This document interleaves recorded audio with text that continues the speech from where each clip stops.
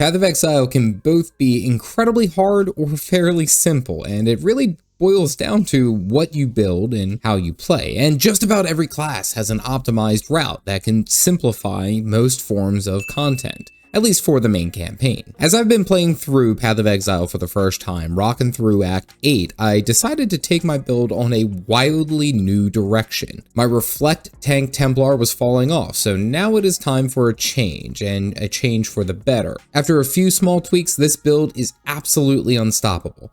And here's what happened. As many of you have been watching, my current build for my Templar is a bit all over the place. I have made some changes to it recently that I swapped for a more focused effort on DPS with my Smite ability. However, I was already leaning into a lot of fire damage and ignite chance anyway, and with one of my gems causing my basic attacks to not inflict any elemental ailments, kinda counterintuitive, at least my thought. So I decided, why not focus my damage on fire and ignites? I swap out my main Smite skill for a new one, Infernal Blow. As I am focusing on fire here anyway, this causes my attacks to place a debuff on the enemy that will explode after reaching 6 stacks, or when the enemies die while they have the debuff. When they do die, they explode, dealing fire damage to everyone around them and inflicting that debuff to them. I mean, I'm not gonna lie, I'm leaning heavily into this whole Holy Fire Templar thing. I had some complementary gems to support the damage with fire penetration and combustion support for extra effect, and now when I strike, I can basically unload and pop everything into a fiery death ball, and it is the most satisfying thing. But that still didn't really compare to the bigger change through my Ascendancy class.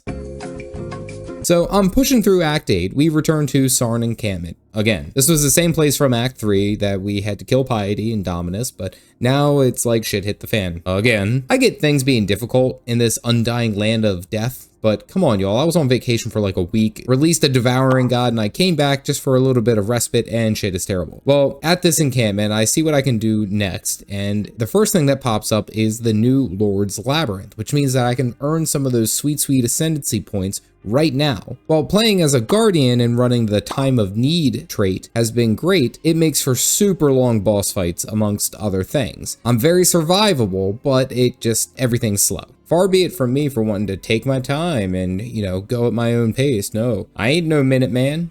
So I bashed through most of this labyrinth, really no issue, leveling gems, getting some loot, and having the poor Path of Exile community desperately try to tell me what changes work best with this new build. Despite all their clamoring, I just press buttons because shield charge goes brrr. So I get through the labyrinth, and it's like identical to the first Lord's Labyrinth that I did. Just get to the end, fight Azaro a few times, and call it a day. Well, it isn't that easy. Azaro comes out, and he is absolutely trash canning me. And he's also summoning these Guardians of the Goddess that are just beating the hell out of me no matter where I run. So after some careful screaming in terror, I somehow get through the first step, which seems to be just because of my fire ignite damage, just somehow ticking on him. Probably from killing the other mobs, they pop and explode onto him. Or honestly, it's just plain luck. I don't know. I don't ask questions here. So I ripped through all the other mobs leading up to him. Like legit, the labyrinth isn't the problem. It's this totally jacked golden possessed statue who is treating me like his prison bitch. Okay, so I somehow survived this second round, and his overall damage is absolutely crazy. But I think it's probably more related to the ads dealing tons of damage. I swear I have good resistances. It's just crazy how quickly you can become overwhelmed. I get a level as I'm rushing through this labyrinth, and David Conway in my chat asks what my accuracy rating is, and I search it to find out that I'm sitting at a cool 60%, meaning like damn near 40% of my attacks are missing. Oh, that is rough. Chat immediately just loses it with how bad I am at this game. So I search for a quick fix, and then I find this trait, Resolute Technique, which means that I can never miss with any of my attacks, but I can also never crit. This doesn't actually really matter much because I only have 8% crit chance anyway, and that's 5% coming from my weapon. And the fact of the matter is that this is an ignite build, so stacking different ways to ignite and burn over time is just more DPS in general. Good God, how did I not know that half of my attacks were missing? Geez, Path of Exile community, I was banking on you guys to help me. Well, I can't necessarily unlock it yet. I have to wait another level, so I choose a point leading up to it. Because let's be serious, I don't mind losing crit damage if it guarantees that I can ignite with most of my attacks. Well, I get to the final fight against Azaro, and now half the floor is gone with a whole bunch of traps rolling around while I'm fighting him. Here we go. Basically, this whole fight is me running away. I take 4 seconds of damage, then bash my way through everything with a shield charge running away. Legit, I feel like less of a tank and more of the annoying kid who won't leave the slower, older adult alone. Ooh, you can't catch me. You gotta be quicker than that. I really am actually getting amazing usage out of the time of need guardian talent here. It's literally keeping me alive. With every 4 seconds, I have 100% of my health regenerated. I keep that in mind as I am running and dodging, just waiting for that to pop. After some obnoxious kiting and sweaty banter coming from me, I finish Azaro for the 3rd and final time, and now I get some loot. Good gracious, I need a loot filter. It's just so much. Look at this screen. I get a unique ring, amongst other things. I take a look at this two-handed axe from Azaro, and it is an absolute blaster of a weapon. It deals so much damage, but alas, I'm spec'd for a one-handed mace. It's unfortunate, but I will save this for later. I also get Gamahas Sign Ruby Ring, I guess that's how it's said, which adds more fire damage to my attack, longer ignite duration, and a whole bunch of fire-related buffs. It is so damn strong for this burning build. It is just absolutely meant to be. It does stink losing my Lehoover I'm out, man. ring, but I will admit I'm excited for this burning ring. Now came the biggest change for my build, and arguably the best decision that I have made given my character's choice and where I'm at. Right now, I am a guardian. While tanky, it is not as good as far as DPS. The rest of the choices all focus either on minions or linking or other things that are irrelevant to my build. I can see that I can summon a giant minion that absolutely blasts with Radiant Crusade, but apparently it just makes things too easy. And I'm also not a minion build. As one of my viewers said, you don't want to spoil your first playthrough with a carry, do you? Nope. We go hard and it needs to be difficult. I refund my guardian points and then I roll Inquisitor. We are rolling straight into elemental damage and tankiness, both in one. I immediately get Sanctuary and Augury of Penitence that increases elemental resistances as well as outgoing elemental damage. On top of that, when I stop moving, I consecrate the ground for regeneration. Okay, I lose my get out of jail free card for every 4 seconds, but you know what? You gotta risk it for the biscuit, baby, or whatever Shrek said. No. Moving on to the story of Act 8, it seems like my main focus is oriented around the sun and the moon. Legit, is this a ripoff of the bosses from Kirby? I mean, I'm just gonna say it. Well, I get into the sewers and my chaos resistance is still super trash, and I start draining HP like Curry drains threes. So I basically just need to keep moving. And I also have to find and kill Dodre, which is the super duper chunky lady who is holding one of Malachi's organs. By the way, this game is certainly not for kids because I can see her bare bosom here and it's not good for my Christian eyes. I do another temporal incursion and I'm starting to understand them a bit more. It seems the longer I stay in there, the more monsters I kill and fight while I'm there. It increases my duration, how long I can hang out. And I can kill these certain architects which allow me to change rooms and go into different directions. I had to research this a bit to understand it more, and it seemed like it was a part of one of the previous League mechanics, similar to how like Viridian Wildwood is now. But the more I progress through, the better loot I will get at the end. Each incursion I'm staying there a little bit longer, so that's nice. Well, I find Dodre's cesspool and in flies the quite literal skin suit Vector. Girl must be on that Jenny Craig diet because she lost a ton of weight. Well, luckily she doesn't hit hard at all, and mostly I can stay in tank here without any issue. Sin comes down to offer this lady some clothes and a piece of advice for moral concerns on the nudist lifestyle, and I take this opportunity to change my build one last time to include Infernal Warcry, which is just 100% going for the whole burning fire damage focus. I love it. This is great. I can't get enough of whole groups of mobs just popping with explosions like no issue. It's so damn cool. It's such a good feeling. I enter into this Val room and I get Val Righteous Fire. Literally, I burst into flames, burning my health and nearby enemies with tons of fire damage. I'm thinking this is going to be swift death, but I step outside to try it, and it's really not as bad as you would think. Yes, it drains my HP fairly quickly, but if I pop a health potion and use it, I'm good to go. I also have a ton of fire resistance, but I think I would need to counter it a lot better with more life regeneration to make it a little bit more sustainable. I mean, it ticks me all the way down to basically 1 health, but I'm gonna have to come back to this. Honestly, it's a crazy amount of burning damage and it fits everything here. Perhaps when I get Pious Path in my Ascendancy class, which gives me a bit more life regeneration and take some other talent choices, it could be a lot more viable, especially if I'm already going to be into melee. All right, this build is starting to look good. I get Resolute Technique, and now I never miss with my attacks, so it's a better chance of me igniting and burning everything. I progress through the bathhouse where everyone is surprisingly clothed, and I come out to this concourse. I detonate some more charges for this guy, and after a quick gloat of me talking crap because basically I felt unkillable, I get bled and poisoned to death. Chat immediately loses it. Y'all just hanging out to really just watch me die, aren't you? What the hell, man? I thought we were on the same side here. I ripped through the Solaris Temple fairly easily. Actually, despite me being fire-oriented, I am wrecking most things. Do you think they would have more fire resistance?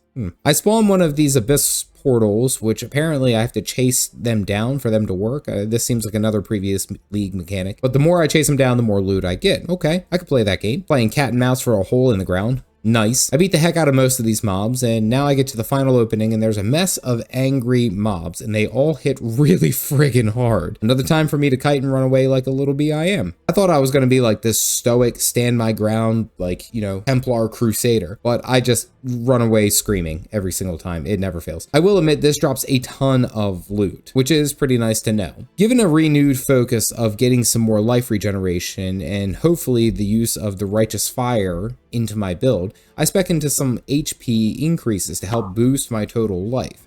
Can't have lots of regeneration and have it be effective if you don't actually have a lot of HP to work off of. I get to the top of the temple, basically where our Holy Gem Lady used to be. I miss her giant personalities. That's it. Well, I now fight Dawn, the Harbinger of Solaris. Oh, all right. I stand here and basically tank everything to the face. No issue. This really wasn't. I killed the Bernie Boy and grabbed the Sun Orb, which I'm assuming is important, but at this rate, I just feel like a ransacker. I'm going into every temple, destroying everything in my path, looting all the items for their glory, and then killing everyone on my way. I'm probably not morally okay. But anyway, here we go. I head back to the encampment to start killing some of these optional quest bosses, which you know are still holding some of the free talent point choices, the passive points, and I decide to take a look at the loot filter options. Tons and tons and tons of comments and people telling me that I should have a loot filter. Why don't I get a loot filter? You were so bad, get a loot filter. I have heard you. I am on it. Relax. I get the never sink loot filter, and holy crap, it does make a massive difference. What a great add-on. Simply load, and now I can see all the good loot on the ground. Also, the cool feature that I wasn't aware of is that when I get something valuable to drop, it appears not only on the minimap, but a specific sound effect will play to catch my attention. All right, you guys were right. During this time, also this is pretty unique, I start picking up maps, which I'm guessing is the famed endgame feature that everyone talks about. I get one called the Bone Crypt map. That is definitely going to be something I look at later down the road. Also, a cool note is that I start taking some of the other fire mastery lines, like this one, Arsonist, that adds a damage multiplier to my ignited debuff, making my damage skyrocket. I am really liking this build and its affects. Something about bashing and burning everything around me and then charging through them, causing them to explode with a shield, is pretty damn awesome. I find the Ankh of Eternity for Clarissa because she's still in love with her dead husband, Tollman, or boyfriend, but really all it does is summon a lot of dead boys out of the ground like a backed up septic tank, and then causes her dead lover to come back, and he is actually evil and wants to eat her faces. Oh my goodness, who saw that coming? No one. I mean, I get trying to save your spouse, but there has to be a better way. Perhaps getting an appropriate card for someone mourning the loss of their loved one.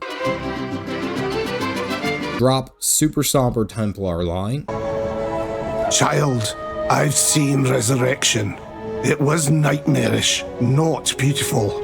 I take a look into a mirror to fight this reflection boss who is legit like ripping me to shreds. I'm taking so much damage from everything here. But luckily it seems fairly equal as he's burning while I am running away from him.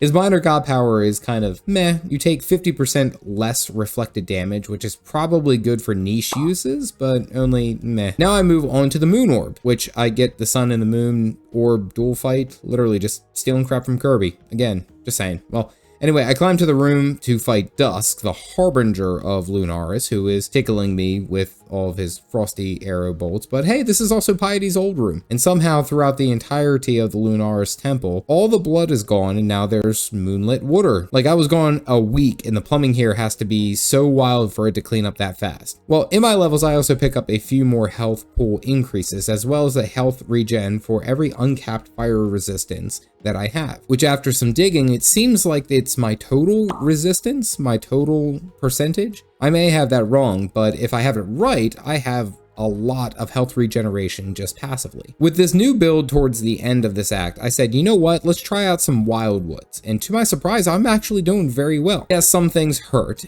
and some things blast me, but overall, I'm able to manage through most of the wildwood without concern. I need to finish up this Gemling Legion, which makes me believe that they were related to my scantily clad gem lady. And I was kind of right, I guess, but these guys weren't anywhere close to touching me. I'm ripping through hordes of enemies and mini bosses without issue. Easy breezy, beautiful. Girl. I enter this Valve room and get something called Sacrifice at Noon, which seems to be like a modifier related to the maps. That's pretty cool, honestly, in my opinion. I used my shield basher to rip apart the Gemlin Legion, no sweat, and now I get to take the orbs I collected to the harbor bridge. I can see where this is going. I enter the harbor gate and use the moon and the sun orb to summon Lunaris and Solaris, which is kind of cool because they spawn out of like the statue that's right there. They were there the whole time. Solaris has a spear and a shield that burn and hit pretty damn hard, but Lunaris has moon sickles that dash through and slice you up. When one of them is fighting, the other uses their skills from above and vice versa. I'm not gonna lie, this is a pretty wicked boss fight. Tons of affects happening, lots of damage and dodging. Oh man, this is just so cool. I kill Lunaris off first, and Solaris gets some added effects and skills. Lots of burning, but guess what? I burn harder, baby! Not gonna lie, this chick is pretty hot, but after showing what kind of cool devil I am, it's pretty easy peasy. That was a horrible line. I get the achievement for finishing Act 8 and a unique ring that has a red socket in it. Pretty awesome. And also the new major god powers associated with them both reduce physical damage taken in different ways. I will say the Templar drops another banger line. Faith and solidarity go hand in hand. Petty rivalries doom even the mightiest warriors. Okay, Act 8 is complete. Let's go ahead and talk about this. I firmly believe in this act I've started to come into my own as far as my build and its specific playstyle. While yes, I've had the community assist me with some things, and it has been fantastic, seeing my idea of this build grow and develop into an absolute flaming beast of an Irishman over the course of the past month is great. I have loved the idea that I deal so much fire damage and I'm igniting enemies and I'm still relatively tanky even after changing from the Guardian to the Inquisitor lines. The story of Act 8 was honestly only alright. I mean, yes, seeing the damage wrought after Piety and Dominus were taken care of, for example in the Lunaris Temple being completely healed by, well, moonlight, that's all neat. And then the sun and the moon gods come down to fight us as the main final battle of this act. Overall, I feel like I was a little bit more lost on why we were doing this or what was happening and what changed. Perhaps I didn't pay attention enough. As far as the Pantheon is concerned, I am on board for this completely, as this complements my build pretty nicely as I get extra damage reduction, at least physically, and I can change up my build to be more offensive oriented. I do find myself being exceedingly careful with each new passive talent choice I get. I take each one of those points as wildly important and look to improve things that I need to deal with now or in the near future. I find myself leaning completely away from the whole glass cannon full build and focusing on a mix of offensive and defensive stats to balance things out. It is seeming like my build is working, as mostly I'm able to survive many different bosses and fights without having to do too much or having too much trouble to take them down. But again, this is just the tutorial for Path of Exile. On to Act 9. I recently finished up my first playthrough of Acts 6 and 7, and I'm not gonna lie, a certain permanent debuff had made those acts incredibly difficult. Check out why right here. Otherwise, stay caffeinated, folks.